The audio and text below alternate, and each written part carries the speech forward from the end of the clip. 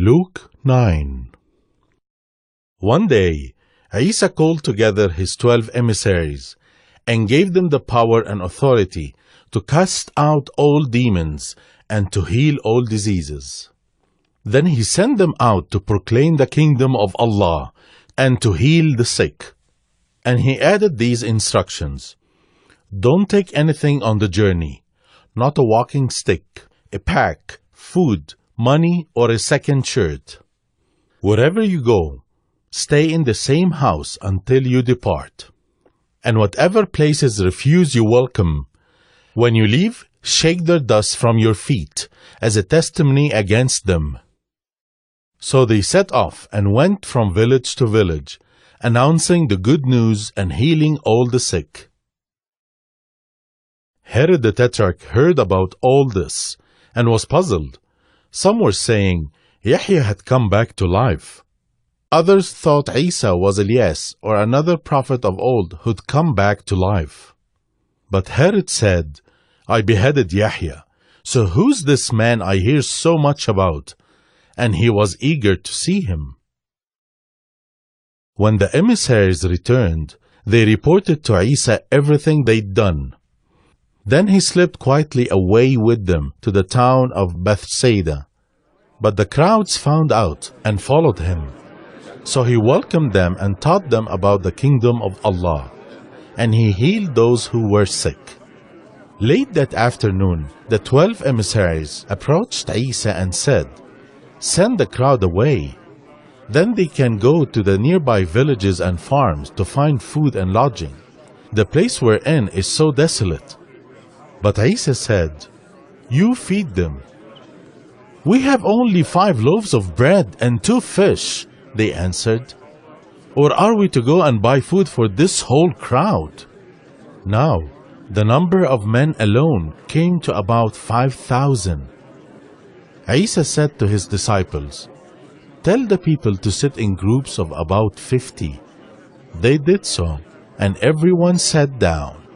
Then Isa took the 5 loaves and 2 fish, looked up to heaven, blessed the food, broke it into pieces, and kept handing it to the disciples for distribution to the people. And everyone ate their fill. Afterward, the disciples picked up the leftover pieces, which filled 12 baskets. One day, Isa was praying by himself. His disciples were with him, and he asked them, who do people say I am? They replied, some say Yahya the Baptizer, some Elias, and others that you're a prophet of old, come back to life. Then he asked them, and who do you say I am? Peter answered, you are al-Masih, sent by Allah. Isa strictly warned his disciples not to tell anyone. The Son of Man must suffer many things, he said, and be rejected by the elders, the head priests, and the scholars of religion. And he will be killed, but on the 3rd day he will come back to life.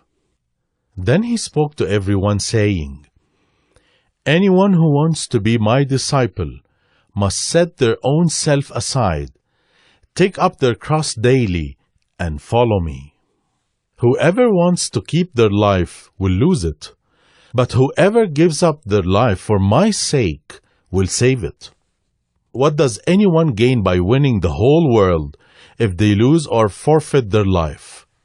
Whoever is ashamed of me and my teaching, the Son of Man will be ashamed of them when he comes back, returning in all his glory with the glory of the Father and the holy angels.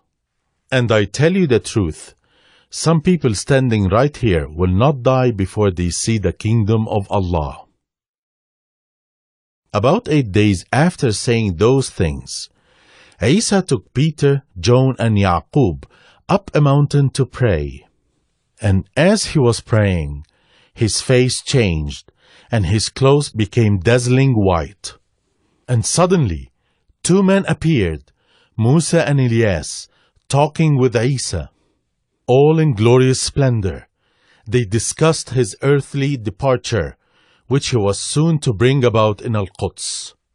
Meanwhile, Peter and his companions had been overcome by sleep. Upon waking, they saw Isa in glory, and the two standing with him. As Musa and Elias were about to leave, Peter, hardly knowing what he was doing, burst out saying, "Master, it's so good we're here. Should we put up 3 shelters, one each for you, Musa, and Elias?" As he was speaking, a cloud overshadowed and then enveloped them.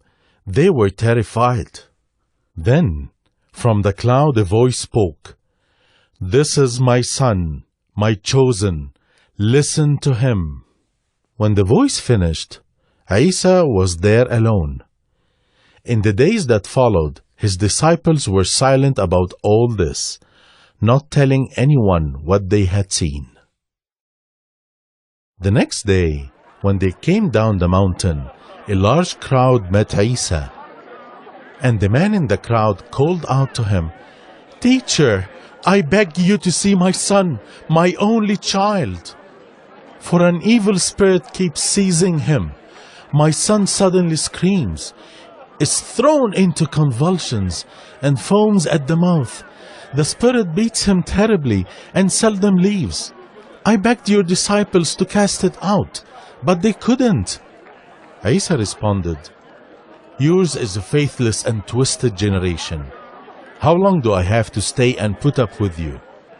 To the man he said, "Bring your son here." As the boy came forward, the demon threw him down and into a convulsion. But Isa rebuked the evil spirit, healed the boy, and gave him back to his father. And the people were awestruck at the power of Allah. When everyone was marveling at all he had done, Isa said to his disciples, "Listen carefully to me here.